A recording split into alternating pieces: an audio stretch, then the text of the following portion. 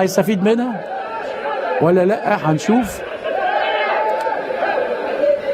تتلعب الضربه ركنيه جامده، انما نادر سعد يطلع ويمسك على طول. نادر يلعبها لجديد، تتخطف لصبري. عبد الشافي يسقطها حلوه حلوه حلوه حلوه حلوه حلوه وهي رايحه. سمير احمد سمير ومتسقطه حلوه حلوه وهي رايحه. بقول لكم حلوه حلوه. الواد عبد الشافي الصراحه يعني نضج قوي، ومش عبد الشافي، هو صاحب التمريره، هو صاحب التمريره. واحمد سمير بقى هو الهداف بتاع نادي بينافس احمد جعفر.